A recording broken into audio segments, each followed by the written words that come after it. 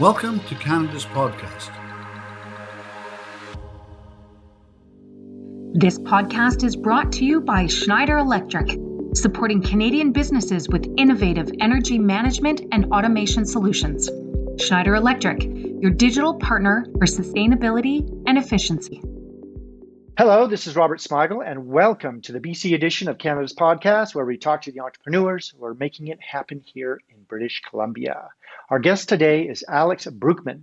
Alex is a globally active strategist, executive coach, and board advisor. Alex partners with corporate leaders, entrepreneurs, and small business owners. He coaches them on designing intentional strategies with measurable impact and on shaping cohesive teams able to implement strategy faster and more successfully.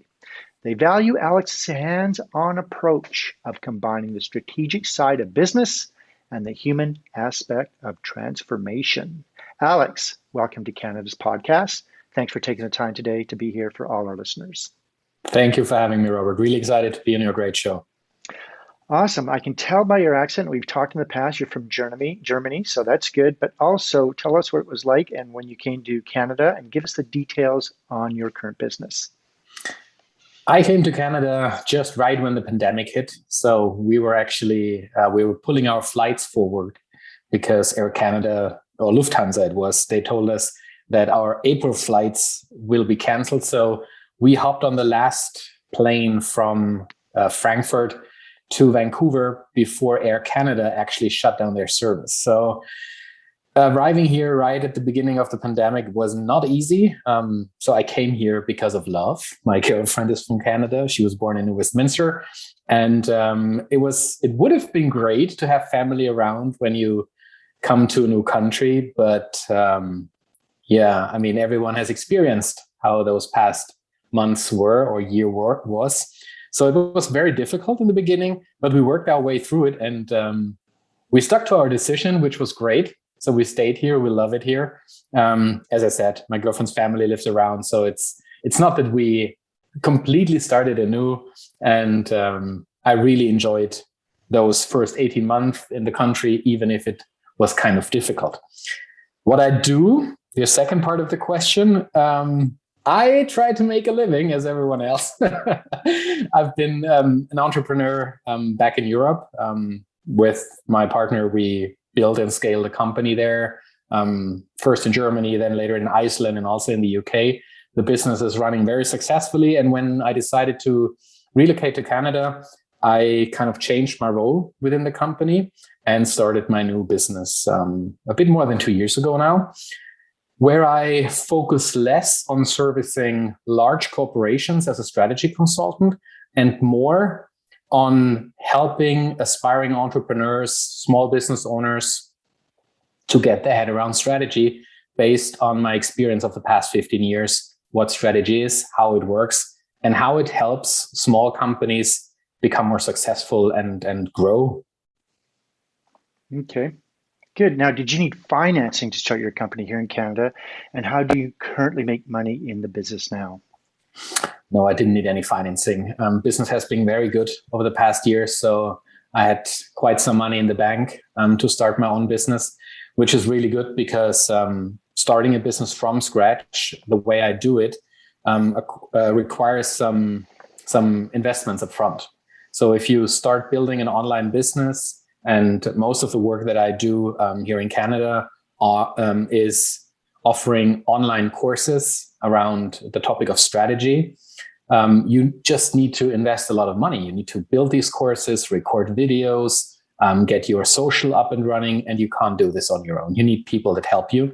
So there are copywriters involved, there are social media experts involved. There's all kind of work involved. Also, I just finished writing my book some month ago. There is a literary agent involved helping me, a ghostwriter involved helping me get some pieces of the book here and there to a higher level. So there's a lot of pre-investment that you need. And I'm really happy that over the past years, I saved quite some money that I now put into my new business. And at the same time, of course, I need to make money, which works in a way. I mentioned my previous company. I'm still associated to that company. I'm running their largest client account. For them, it's a relationship with that client that I built from scratch over many years. So this helps me to fund the transition and to build my new dream business while still serving my previous clients. Okay, I want you to give me a key piece of knowledge or information about your industry, particularly coaching, that our listeners can learn from that they may not know about.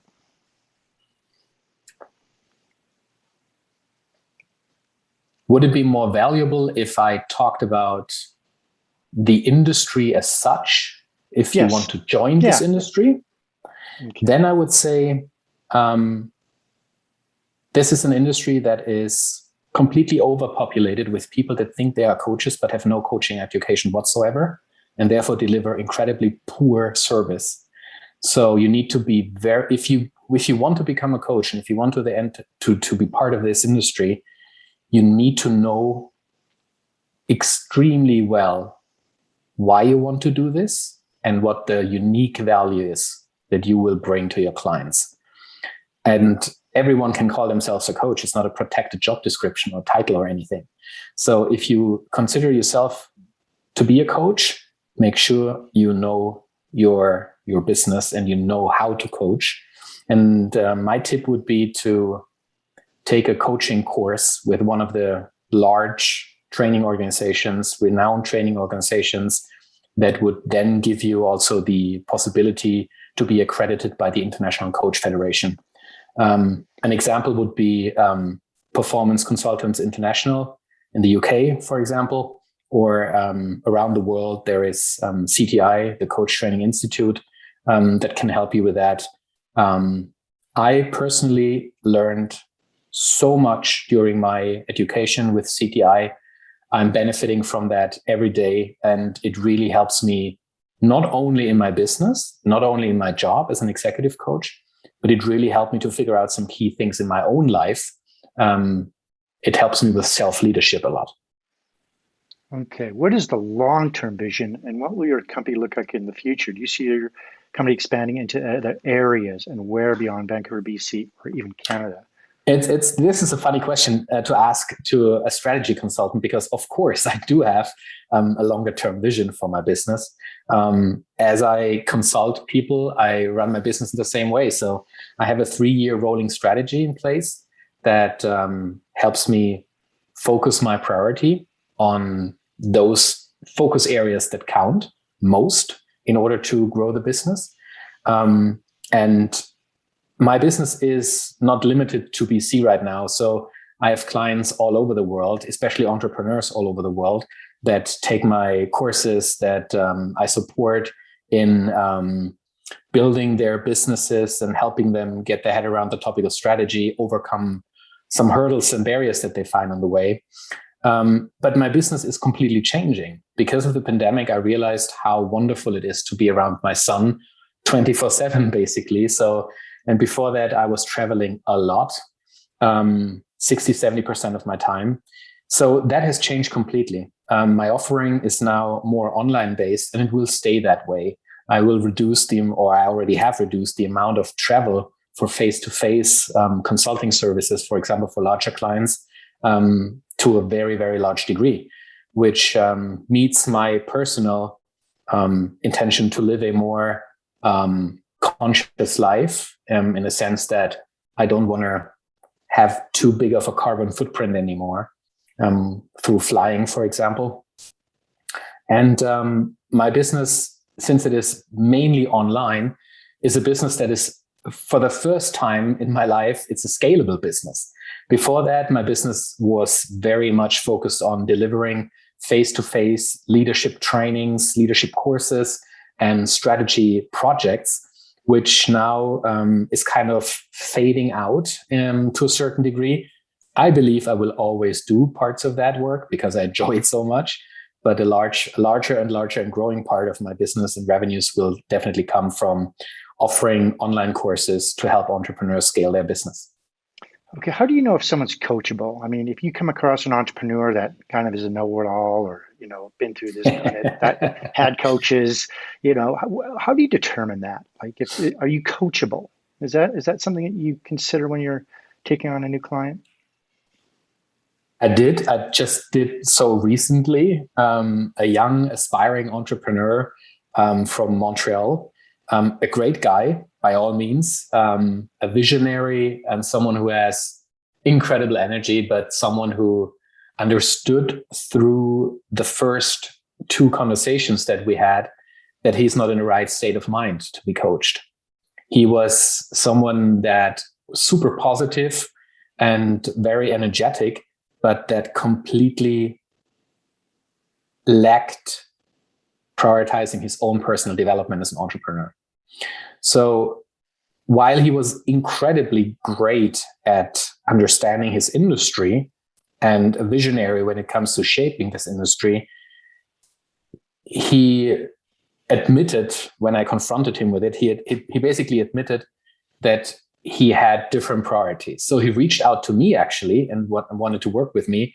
But in those first two phone calls, we realized that he needs to prioritize his own development in a different way and be more serious about wanting to grow personally than he was. So we call it a day. And I'm pretty sure at some point in time, when the time is right for him, he will reach out again. And this is typically when those people, when those entrepreneurs hit a wall for some reason or repeatedly hit a wall for some reason and then be like, I wonder whether a coach could help me now. At Schneider Electric, we empower Canadian businesses to utilize energy and resources efficiently. Schneider Electric, the future of energy. So let's talk a little bit about doing business in British Columbia. What's the biggest benefit for you in being an entrepreneur here in Vancouver, BC? I want you to give some of the good points about starting a company here, but I also want you to give some of the tough things or challenges you've encountered so our listeners can keep an eye out for them. I think the best points about living and working here in BC is BC as such, just the surroundings, the nature. It's very easy for you to get your head off work and cool down and find balance in life, which is, I think, incredibly important for entrepreneurs. When it comes more to what does BC offer and what is it that BC offers that makes working here or founding a company easier, I would say it was incredibly easy to actually register a company. There's not a lot of sludge here that you need to go through. It's just very easy to incorporate your company, to start working. There are some clear rules and guidelines in place. And as long as you follow those, all works well. Having said that, I'm still struggling with the CRA when it comes to taxing. This is so different than in Germany that I still have to get my head around. But hey, that's me living in a new country, so that's just part of the game.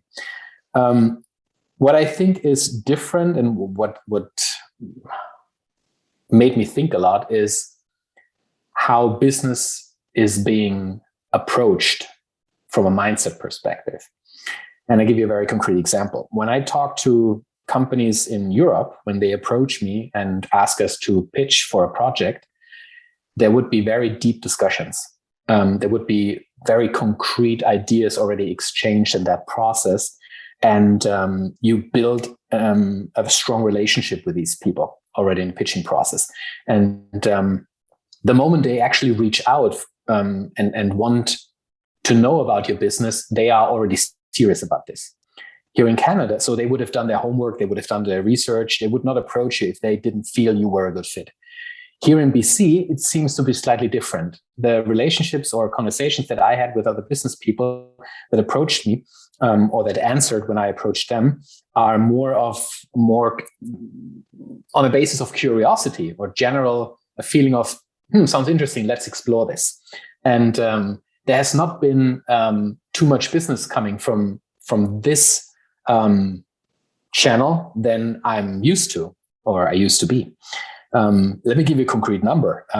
Back in Europe, I would have a closing rate of 80% of leads.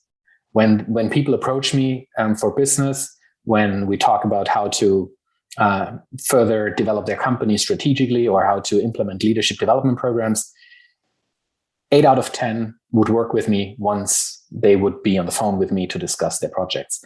Here in Canada, that number dropped below 5.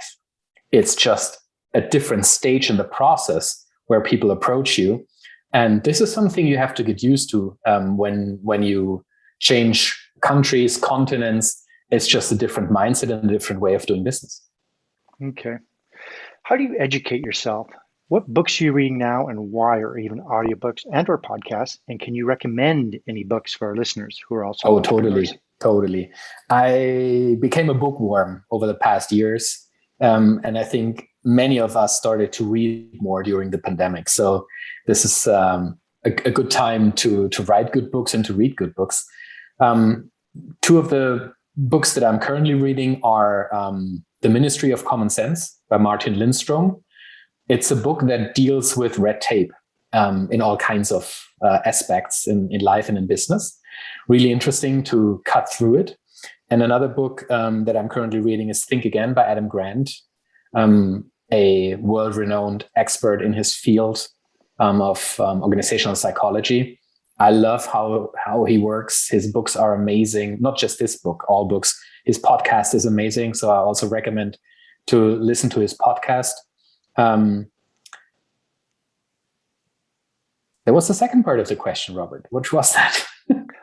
Do you listen to audiobooks, podcasts, any other forms of educating yourself beyond the books? Educating myself. That was the point, exactly. So apart from listening to podcasts and reading books, I'm a strong believer in constant education and continuous education.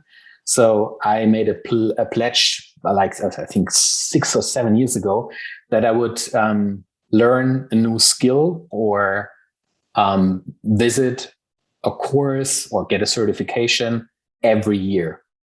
So this year's education was visiting Harvard Business School, and they have a huge amount of online courses, really great online courses that you can just from the comfort of your home take. And I took a course called Sustainable Business Strategy, which has a concept at the center that resonates very much with my own purpose, which is doing well while doing good. So how can entrepreneurs build a business that allows them to do well financially while doing good for a concrete purpose out there? So it's basically about becoming very conscious about how you build your business, how your supply chain looks like, what you can do to make the world a better place, to either increase or improve the quality of life of the people up and down your supply chain, your own employees. What is your carbon footprint, anything around environmental and social impact. A course that is tremendously valuable for every entrepreneur. Okay. If you weren't doing what you do now, what would you like to do for a profession? I think I would love to teach history. It was always my dream to become a history professor because I enjoyed history classes so much back in school. But I think I took the easy way out at some point in time. I asked myself, do I want to study something that I'm totally passionate about now, and then probably have a very, very hard life finding a job and making a living as a university professor for history? I mean, there is only a finite number of jobs out there for this kind of profession.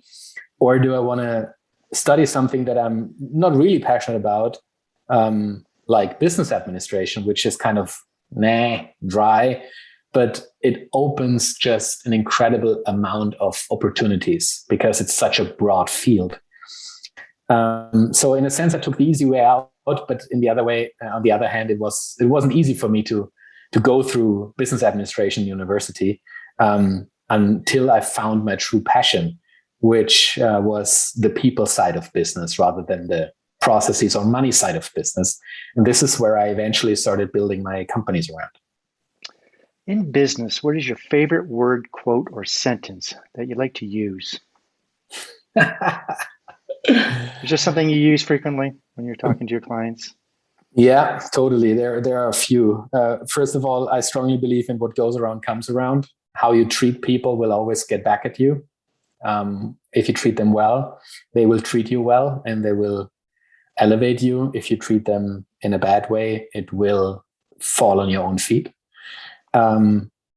And one of the most favorite sentences that stem from my time as a management consultant when I was still employed as a management consultant was garbage in, garbage out. So if your assumptions suck and you build your business on assumptions that don't make sense or are a pipe dream, you will definitely not build a successful business. If your assumptions are garbage, your business will not work.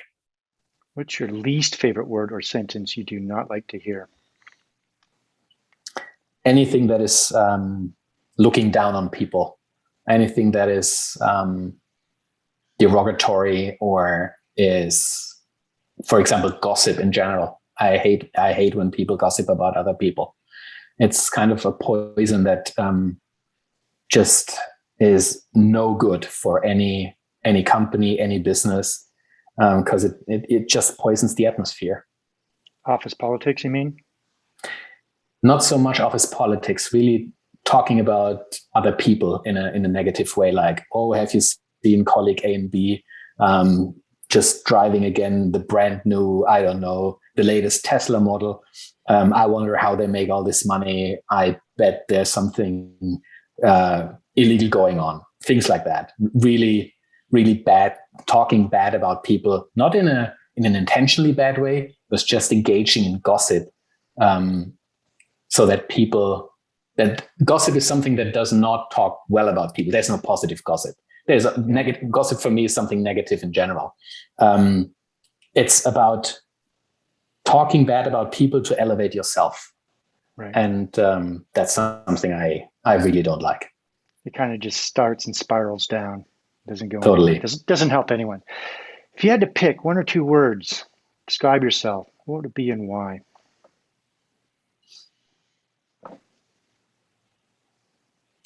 I think I would like to take those terms that are the 34 Clifton Gallup Strength Finder characteristics. I don't know whether you're familiar with those. There is actually, it's a pretty cool online test that tell you what your talents are and how to develop those talents into strengths. And some of my top 5 are apparently strategic, which makes all sense in the world, given my job. But it's also individualization, which stands for the fact that you are able to talk to individuals in a way that they understand you, no matter their background, no matter their status, their age. So you can really target your communication in a way that people can relate to what you say. And this is something super important. If you are in a job like mine, talking about strategy can often be very academic and very up in the clouds and ivory tower style. If you're not able to help people understand what strategy is in normal terms, they will just look at you as some kind of weirdo that's not adding value to them. So I would say strategic and individualization are the 2 words I would use to describe me. Good. Do you have any advice that you may have received in Germany or even in Canada that you can pass on to entrepreneurs throughout Canada? I think the most important advice that I ever got when it comes to entrepreneurship was be intentional about what you do and really give it your all. Meaning, don't do 3 things at the same time. If you want to be an entrepreneur, be a great entrepreneur in one thing rather than a mediocre or a weak one in 3 things. There are not too many Elon Musks out there in this world that can build 2 or 3 companies of massive size and success at the same time. This is kind of a superpower that's probably unparalleled. So if you want to become a successful entrepreneur, be clear on what you want to do, be clear on what the value is that you add to your clients, and build the company intentionally around this value and around those strengths.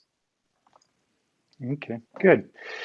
We're going to wrap things up, Alex. How can our listeners get hold of you? And is there anything you'd like to add before you leave us today?